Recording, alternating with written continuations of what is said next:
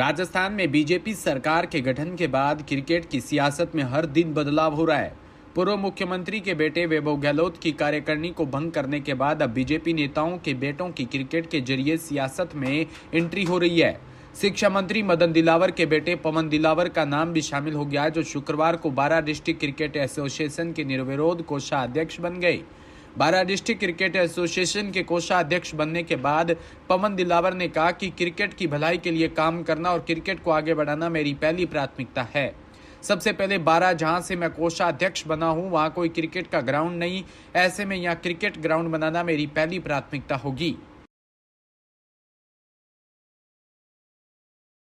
झालावाड़ से खबर, जहां राजस्थान हुसैनी सोसाइटी की ओर से हर साल की तरह इस साल भी आज ईदगाह ग्राउंड झालावाड़ में इज्तिमाई शादी समारोह का आयोजन किया गया, जिसमें 14 जोड़ों को एक दूसरे के हमसफर बने। सम्मेलन में राजस्थान और मध्य प्रदेश के गरोठ, झलारापाटन और माचलपुर, खेराबाबाद और बड़ौदिया, भट्टा बस्ती, जयपुर, भालता, भवानी मंडी और सारडा से 14 दूल्हे और दुल्हन के जोड़ों ने इज्तिमाई शादी सम्मेलन में निकाह कबूल कर एक दूसरे के हमसफर बने। सोसाइटी के नायब सदर अलीम ने हाजिर हुए।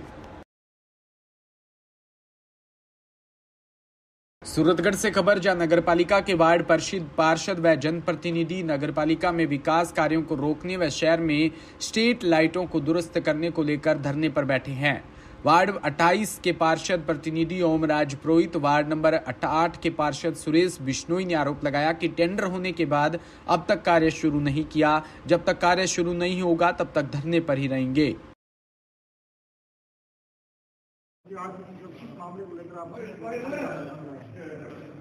आज जो ये धरना चल रहा है, वह धरना नगरपालिका और ठेकेदारों के बीच जो गठजोड़ चल रहा है उसके खिलाफ है।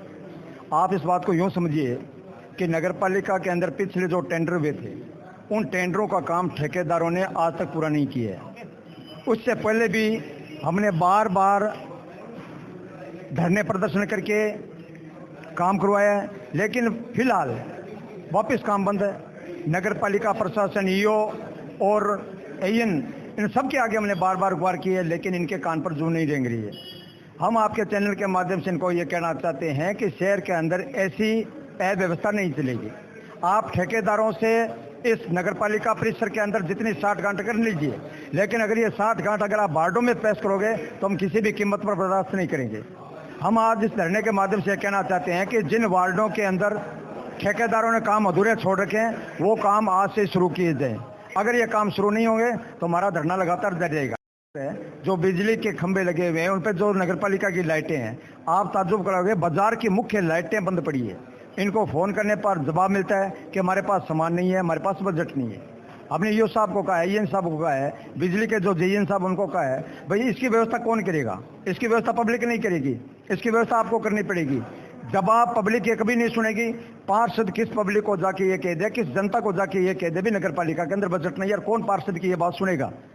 तो हम इनको कहना चाहते हैं, आप अविलंब बजट की व्यवस्था करें, शहर के अंदर जो लाइटें बंद पड़ी उनको दुरुस्त करें। तीसरी जो सफाई व्यवस्था है, उसके अंदर जो मलेरिया का प्रकोप चल रहा है, मच्छरों का प्रकोप चल रहा है, फॉगिंग मशीन सारे वार्डों में कराई जाए, काले तेल का छिड़काव किया जाए। अन्य जितनी भी मांगे, हमारी मांगों पर पूरी करें।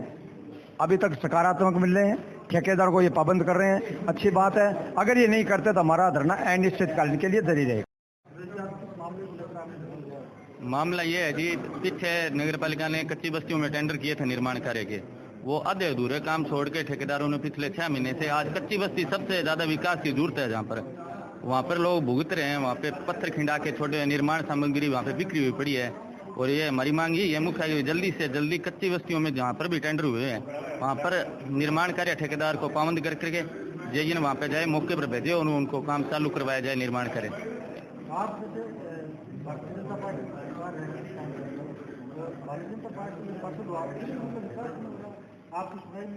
विकास के मुद्दे पर हम जनता के साथ में हैं।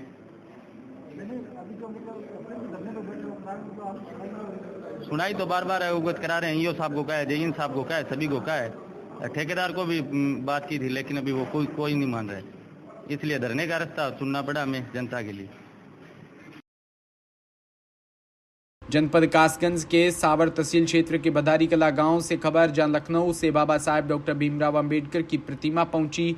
बता दें, इस दौरान बाबा साहेब के सैकड़ों अनुयायी वहां मौजूद थे।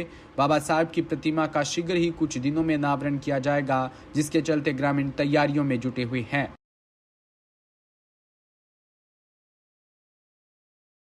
आज आपके गांव में बाबा साहब की प्रतिमा लखनऊ से पहुंची है, क्या कहेंगे इसको लेकर? बधारी कला गांव में जो ये मूर्ति आई, सभी को बहुत बेसब्री से इंतजार था और आज हमारे गांव बधारी कला में परम पूज्य बाबा साहब डॉक्टर भीमराव अम्बेडकर जी की मूर्ति पधारी है और जिसका बधारी को हर्षोल्लास के साथ मनाया जा रहा है और हम सभी लोग इससे बहुत खुश हैं और हमारे आसपास के ग्रामीण भी इस मूर्ति के लिए बहुत देखने के इच्छुक थे कि ग्राम बधारी कला में मूर्ति आएगी और हम लोग सभी एकत्रित होकर के हर्षोल्लास के साथ इसकी स्थापना करेंगे। क्या कई लोगों के गांव यहाँ पर कई गांवों के लोग यहाँ पर पहुंचे हैं मूर्ति? कई गांव के लोग पहुंचे हैं और रात करीब 2 बजे से हम लोग सभी इंतजार कर रहे थे कि 2 बजे तक मूर्ति ग्राम बधारी कला में पहुंच जाएगी, लेकिन अभी समथिंग 8 बजे के करीब मूर्ति बधारी कला गांव में पहुंच गई है। मूर्ति स्थापना के लिए जिन लोगों ने सहयोग किया उनके बारे में क्या आप कहना चाहेंगे? हमारा पूरा गांव ने सहयोग किया है और अन्य लोगों ने भी सहयोग किया है।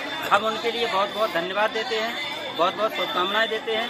ऐसे ही समाज के लिए कार्य करते रहें, इसके लिए उन सभी का बहुत तहे दिल से हार्दिक बंधन अभिनंदन। अगर बात करें तो आगे कितना समय लगता इसकी स्थापना करने में? कितना समय लगता? संहिता खत्म होने के बाद हम इसकी स्थापना करने के विचार में हैं और जैसे ही स्थापना की जाएगी सभी को सूचित कर। बिजनौर से खबर, जहां कल क्लास में कंप्यूटर पर पढ़ा रही शिक्षिका को छात्र द्वारा गोली मारने का सनसनीखेज मामला प्रकाश में आया। मामला बिजनौर शहर का है, जहां RCTI कंप्यूटर सेंटर पर कार्यरत कोमल देवल नामक एक महिला छात्र छात्राओं को पढ़ा रही थी। तभी वहां एक प्रशांत नामक छात्र आया और उसने टीचर के पेट में तमचे सटाकर गोली मार दी। गोली लगने की आवाज सुनकर क्लास में अफरा तफरी की स्थिति पैदा हो गई, लेकिन आसपास की क्लास में पढ़ा रहे अन्य टीचर व छात्र छात्राओं ने सोचा कि सड़क पर किसी वाहन का टायर फटा। हालांकि वारदात का पता चला तो सभी के पैरों तले जमीन खिसक गई। गोली लगने से टीचर गंभीर हालात बनी हुई है। घायल टीचर को हायर सेंटर रेफर किया है। टीचर के गोली मारने का मामला है, क्या जानते हैं? हेलो, ये अभी पुलिस को सूचना मिली है कि वहाँ एक टीचर है, उनको एक वहीं का स्टूडेंट है, उसने गोली मारी है। उनका उपचार के लिए लाए थे, उनके यहाँ से हायर सेंटर के लिए रिपोर्ट किया गया है और जो अभियुक्त है प्रशांत, उसकी तलाश की जा रही है, शीघ्र से गिरफ्तार किया।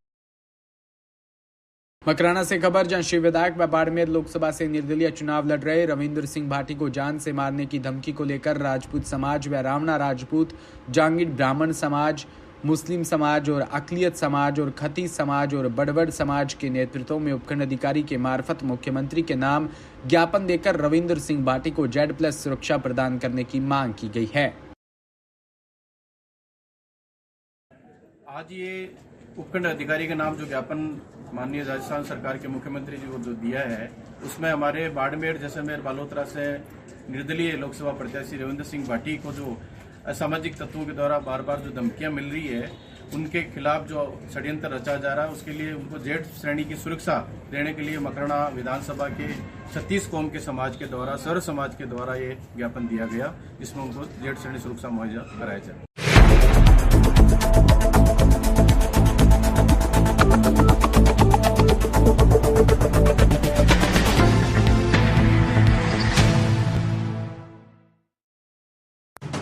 राजस्थान समृद्ध विरासत है इसकी शान, रंग बिरंगी पहचान,